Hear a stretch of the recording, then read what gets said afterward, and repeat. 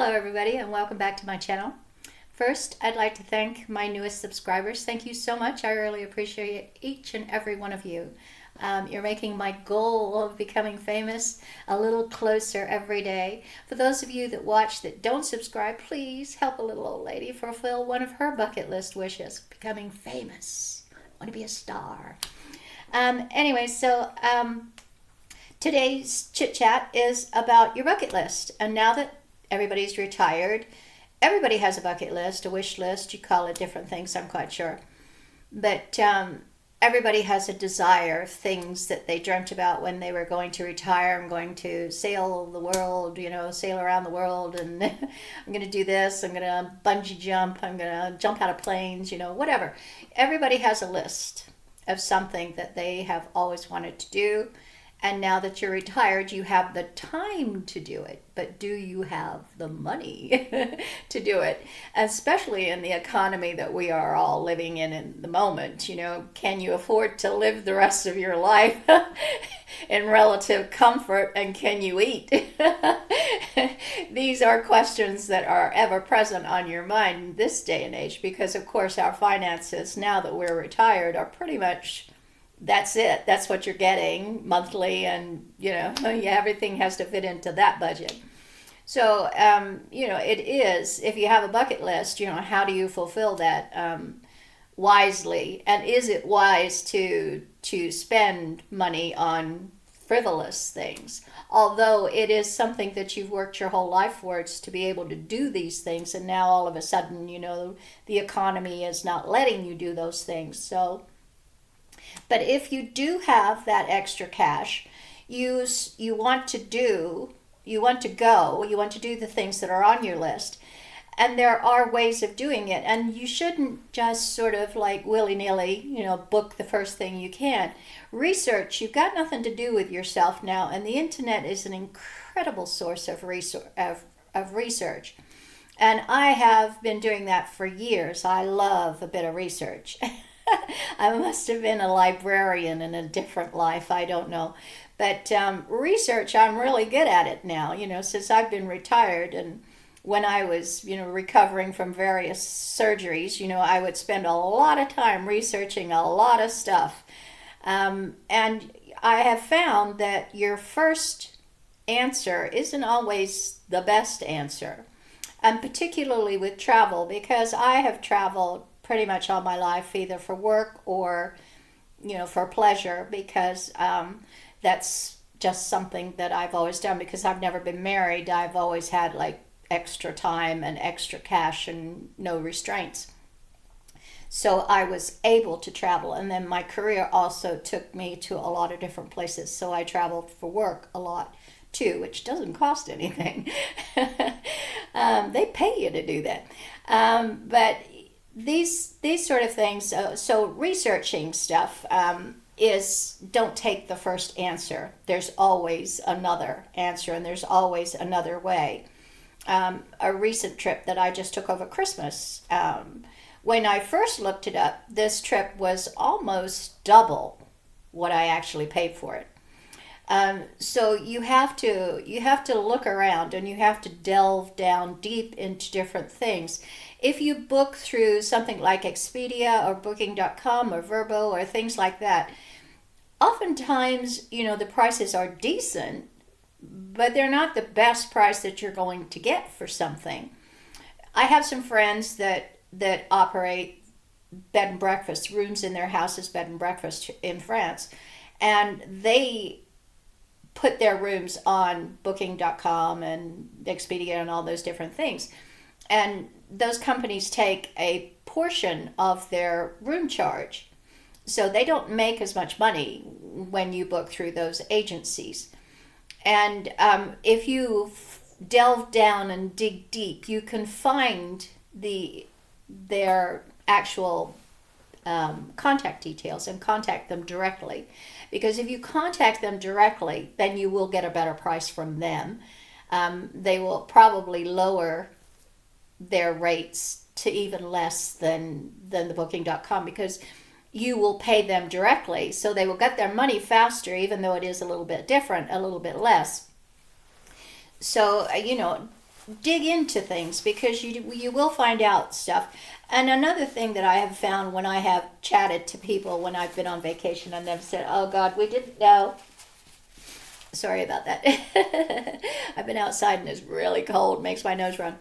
Um, the they've said, "Oh, I didn't know that the kids are out of school," or "I didn't know this," or "I didn't know that," or "We came here once and it was just crawling with kids," or "We came here and it was like, oh, it was boiling hot and we didn't know that," and this sort of thing, because people don't take into consideration that the school holidays are not the same where you are. I mean, like, I'm going to France in March, so I looked up Easter because some people assume Easter is the same around the world. Well, definitely it's around the same time period, but the way countries celebrate it is different. So the kids are out of school at different times, and they're out of school for different lengths of times, because some countries that are very religious, their kids get more time out of school. And so you have to check the country that you're going to, what their holidays are, what their weather season is, and what what holidays are around that time period, because also that affects the price of your accommodation as well if you're traveling during a holiday period. And I would always, I don't understand why people our age go on holiday in the summer. I just don't get it. I really don't get it because it's horrible. There are millions of people. It's absolutely horrendous. My best friends and neighbors are in Spain at the moment. For 2 months, they bought themselves a camper van. They should start a YouTube channel.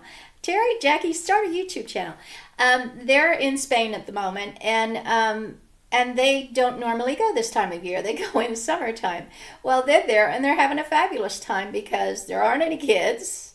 Prices are lower. There's people their age, so there's a lot more people that they, have things in common with. So it's a lot different, but it's not something that they have done a lot of going off season, and it is better. The weather's nice. I mean, because here they're away from here at the moment. The weather sucks, absolutely royally sucks. And where they are, they've got lovely sunshine, sitting out, barbecuing, and everything. So, always check what the weather is like, and always choose to travel in off-peak seasons. Not only are your prices much better, much lower, food is much lower. Some places are closed. If you're going to a destination that closes down in the wintertime, then you are limited in what you can do.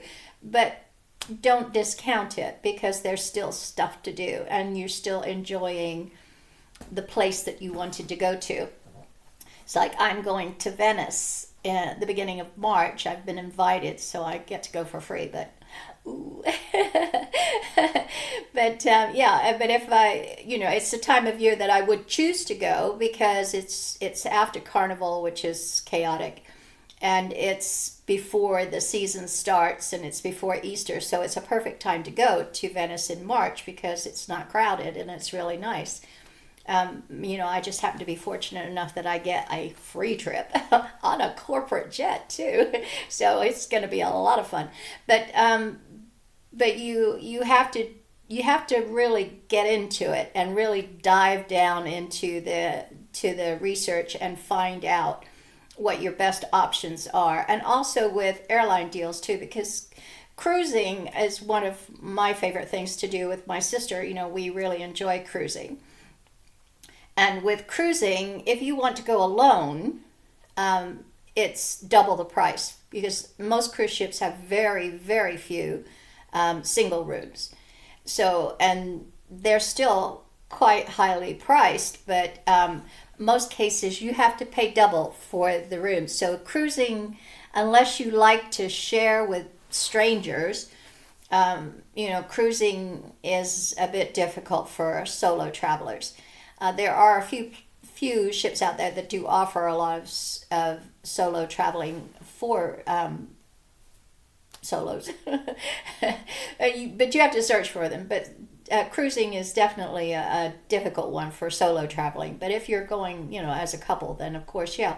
But also, if they, I found this out a few years ago when my sister and I were cruising, that when you buy your ticket, if they put the price down, you contact them and you can get get that money refunded.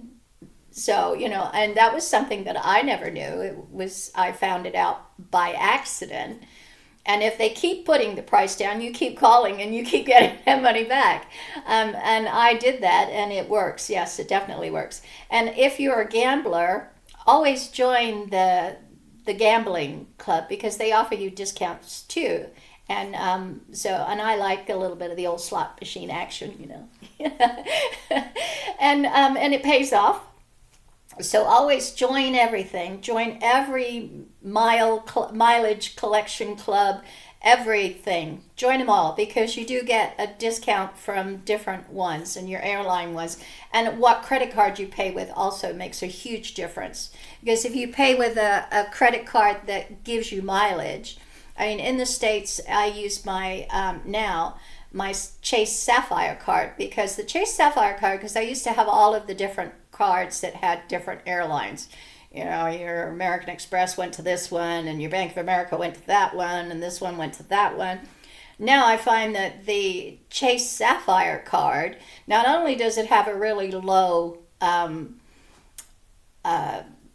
monthly fee, or not monthly fee, but their interest payment fee. It has a low one of those, but it also gives you mileage, gives you points that you can use on multiple different platforms, and you can transfer them over. As a matter of fact, I just transferred some over for a trip that I'm doing later in the year. But those points are excellent. So if you're in the States, Chase Sapphire.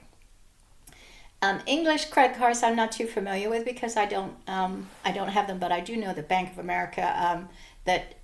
of America has a card over here, and American Express has a card over here that do mileage. But unfortunately, all my credit is American based, so I don't know too much about English based credit cards, but I'm quite sure they're out there. But anyway, so don't accept the first price that you're given. Always look a little deeper. Try to contact people directly, and always check everything everywhere. Weather. I met some people in Australia once who didn't know that Christmas in Australia was summertime.